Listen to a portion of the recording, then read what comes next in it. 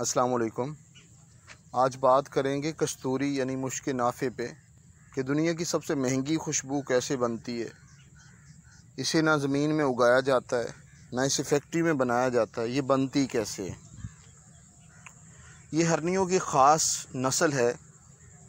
جب وہ جنگل میں بھاگتی ہے تو انہیں پسینہ آتا ہے، پشت کا پسینہ جب نیچے ناف میں جمع ہوتا ہے، دھنی میں جمع ہوتا ہے تو ان کے بھاگنے اور دوڑنے سے جو مٹی اس کے اوپر پڑتی ہے وہ مٹی اور پسینہ مکس ہو کے گارا سا بن جاتا ہے۔ جب وہ گارا خشک ہوتا ہے تو وہ مشک نافع یعنی دنیا کی سب سے مہنگی خوشبو کستوری بنتا ہے۔ تو ہرنیوں کو خوشبو ملی کہاں سے؟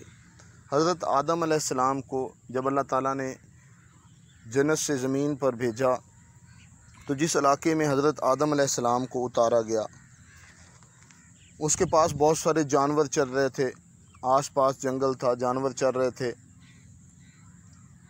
تو جو ہرنوں کا ریوڑ چر رہا تھا پاس ہی، ان کے سردار کو پتہ چلا کہ اللہ کے پیارے نبی ہمارے علاقے میں موجود ہیں۔ جب اس ریوڑ کے بڑے نے سارے جانوروں کو آواز دی کہ آئیں اللہ کے نبی کی زیارت کو چلتے ہیں، تو بہت سارے جانوروں نے کہا ہم گھاس کھا رہے ہیں، چارہ کھا رہے ہیں، ہم کھا کے جائیں گے۔ تو وہ جو بڑا تھا، اس کا جو گروہ تھا، اس کا جو اجڑ تھا، انہوں نے کہا کہ ہم چلتے ہیں۔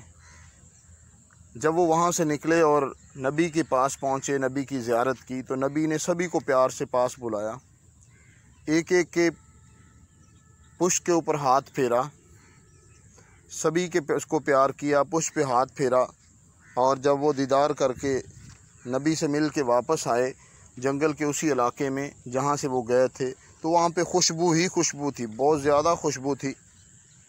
تو باقی جتنے بھی جنگل کے جانور تھے ان سبھی نے ان ہرنوں سے پوچھا کہ آپ یہ خوشبو کہاں سے لائیں؟ تو ان جانوروں نے کہا، ان ہرنوں نے کہا کہ ہم اللہ کے نبی کو مل کے آئیں، انہوں نے پیار سے پشت پہ ہاتھ پھیرا اور ہمارے جسموں سے خوشبو آنا شروع ہو گئی۔ تو اب ان کے دل میں آیا کہ ہمیں بھی خوشبو لینی چاہیے۔ اب یہ سارے ہرن جانور سارے پھر چل پڑے، پہلے نہیں گئے۔ جب یہ ریوڑ اجڑ واپس آ گیا، پھر بعد میں جب یہ گئے نبی کے پاس پہنچے تو نبی نے پیار سے سبھی کی پشتوں پہ ہاتھ پھیرا۔ جب ہاتھ پھیرا تو ان کے جسم سے خوشبو نہیں آئی۔ یہ واپس آئے، جب واپس پہنچے تو پہلے وہ جو بڑا تھا اس کے پاس آئے، اجڑ کا جو بڑا تھا، بڑا ہرن تھا، اس کے پاس آئے، کہتے تم جھوٹ بول رہے ہو، تم غلط کہہ رہے ہو، تم کہہ رہے تھے کہ ہم نبی کی زیارت کو گئے، پشت پہ ہاتھ پھیرا انہوں نے اور ہماری خوشبو جاری ہو گئی، لیکن ہمارے جسموں سے خوشبو جاری کیوں نہیں ہوئی؟ تو اس بڑے نے، اس ہرن کے ایجڑ کے بڑے نے بتایا کہ ہم جب گئے تھے ہماری نیت تھی نبی کا دیدار کرنا، تمہاری نیت تھی خوشبو لینا۔